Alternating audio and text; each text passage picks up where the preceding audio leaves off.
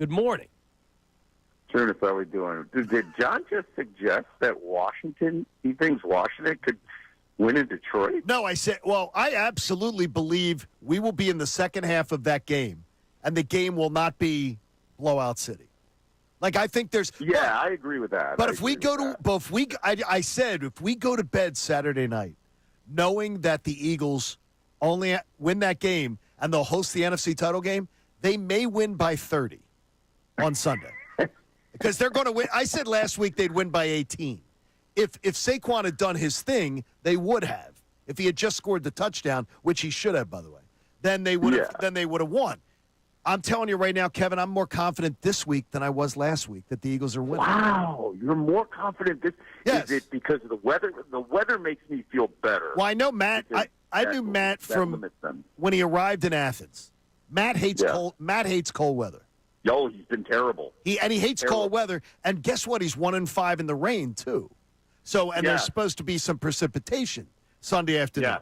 But also, more importantly, no one can tell me the area of the game where the Rams are better.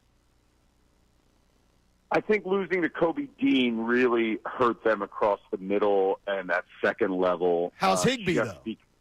Because the way we watched the first game, right, Nakua and Cooper Kupp had basically dominated 7 yards, 8 yards, find the space, get open, boom. And then, obviously they targeted Rodgers wherever Rodgers was, and they had 17 combined catches. McVay's the type of guy that's going to figure out how to find that space, and they can get those quick 7-yard, 8-yard dump passes, and Stafford's smart enough to get it out. That concerns me, that if they start building confidence.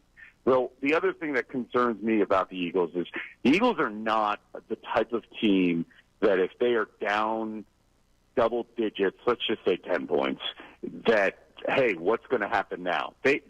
It really helped them set the tone, of course, with the fumble and then to score quickly to have that pad. And then you saw the mentality of Jalen Hurts in the offense. Just don't make a mistake, right? We're better than this team in every aspect. Just don't make a mistake and force the ball in a bad spot. That's the thing that I'm with you on. We are better than them in every aspect. But there are certain holes of concern that I have going into the game, especially a seasoned guy like Stafford and an offensive genius like McVay. But, Kevin, and I have a lot of respect for those guys as well. I really do. I like Matt Stafford a lot. But does this Eagles defense, ever give you the concern that they could be down 2 scores? Like, I understand where you're coming from, but this defense doesn't necessarily allow that to happen all that often. No. They don't give me any concern. But if your offense isn't sustaining drives and they're out there on the field, then you get concerned, right? Like, that's when if there's a short field, then you get a little concerned. The defense it's amazing, guys, to be in Philadelphia and watch a defense that hits hard, that understands, that plays really well. They're the best. They're the number one defense in the league for a reason, because they understand every assignment, right? So that's the one thing that I go into the game and I'm extremely confident about. I'm also extremely confident in the running back. I'm actually confident that A.J. Brown's going to get involved early in this game. I will be curious about how they approach the offensive scheme. Is it, hey, let's just get the passing game going early? I don't agree with that. I think you got to get 26 the ball and then do some RPOs. But don't fall in love with the RPOs. I don't want to fall in love with the RPOs. I don't. I would love to see if there are one-on-one matchups that A.J. Brown and Devontae can expose, because that would be great. Because if you run a little bit while they stack 8 in the box, then you can open up the top for a deep ball. I know this is that when I look at what the Eagles have done, especially at home, this defense just chokes the life out of the opponent. But honestly, it's they have now 3 games, 10 points or less, and the last team to do it in the NFL before them was the Eagles back in the early 2000s. But on Sunday, I didn't really think after the first 10-0 lead that the fans were making that big a difference. Did you? You were there. The family was there. Yeah. Yeah, I think the fans were kind of rumblingly concerned that there were 3 turnovers created by the Eagles and they didn't have enough points. I felt that way. You're 100% right. All the emotion in that game was the first, 4 minutes.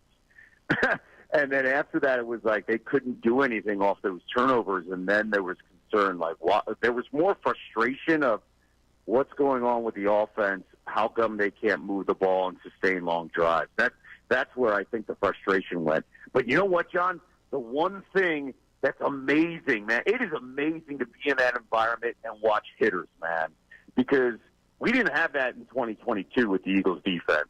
The Eagles defense obviously had incredible amount of sacks, amount of sacks, but their philosophy from Gannon was, hey, stay back, play back, don't give up the big play, right? Give them the cushion. These guys hit, man. Everybody hits, and it's just great to see hitters all over the field. And Nolan Smith has been amazing. Milton Williams was incredible. It was the Milton Williams game, and it's just great to see some of these young guys all contribute. It was great to see Q to play the way he's played. I really enjoy it. My concern is just losing to Kobe plays a role here that I can't shake right now because they're going to get the tight end involved, and McVay is going to find a way to exploit some type of matchup. And how do the Eagles kind of respond to that, hey, we see what you did. What are we going to do now? How do we answer? And they got to score some points, man. They got to control the football a little bit for some long drives. Salciunas, the Negandhi energy this morning is much, much closer to what I expected than what we had last week. Kevin, John said that you sounded like somebody from Phoenixville, not as tough as somebody from Delco last week. I asked him, I said, what was Kevin like? I always love I thought you were a little cautious. I love our weekly discussions, and I was out last week with the flu, so I said, how was Kevin? And he said, a little soft. And I went, what? Yeah. A little soft. He went the S word on you, Kev. Now, look, Phoenixville's not as tough as Delco.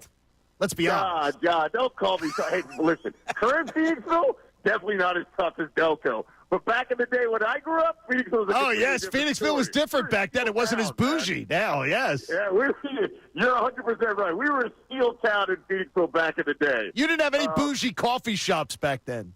No, we did not. Now you got like we 5. Had no idea where coffee shops were. So. Yeah, you had a Wawa.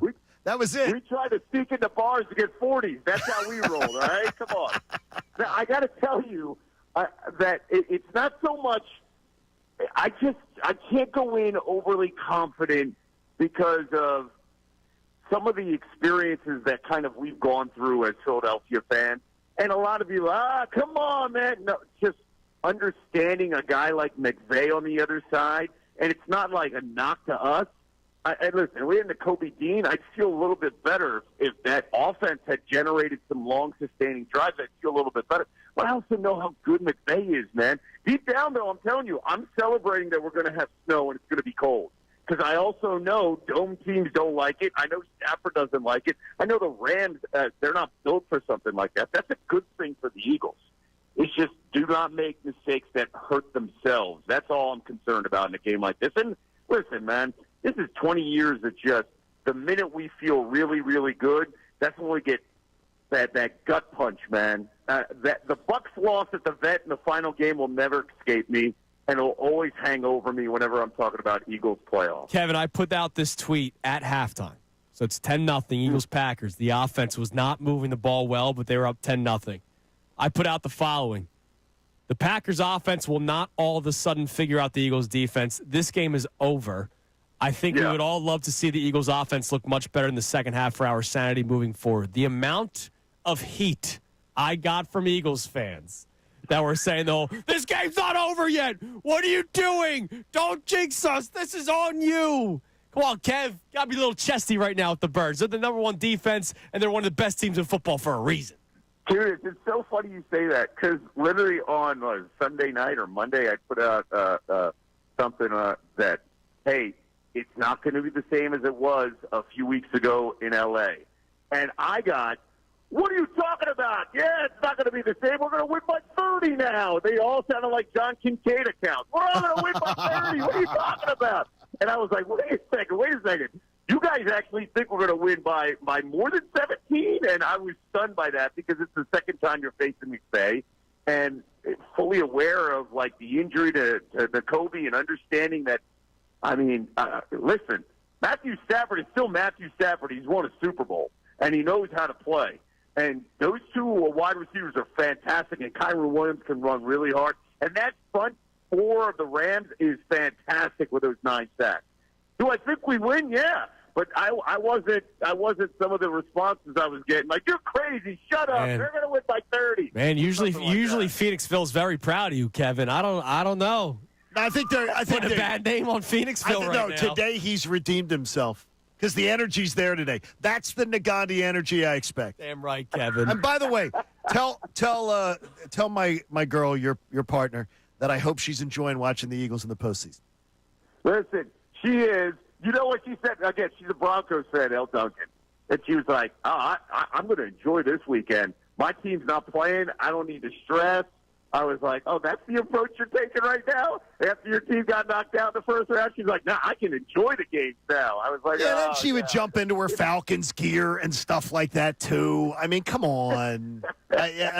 She's awesome, though. You tell her I said hello. She's the best. That was the best. But we give it to each other, and that's what it's all about. Damn right, Kev. You're the man. We appreciate it. It was good to hear from you, and we can't wait to talk to you next week leading up to Eagles-Lions NFC Championship game. Does that sound good? Go Birds! Go there Birds. Go. There he is. Kevin Negandhi on the Comcast Business Hotline. Every day in business is a big day. Let Comcast Business help you move forward with what's next. She's one of those multiple teams, ladies. She's a Denver person, so she's got her Broncos. But then when she used to compete against us in Atlanta on the radio, and she was an Atlanta fan. She played to the crowd. Which I never did. No, I'm proud of you for that. Never did. I respect that. All right, coming up next, we'll get back to our main topic. And it goes back to something that hit me last year when I was working middays with Ray Dunn. A theory of mine that we addressed on this show at one point in its early days. We'll discuss it next. It's Kincade and Salciunas, 97.5 The Fanatic.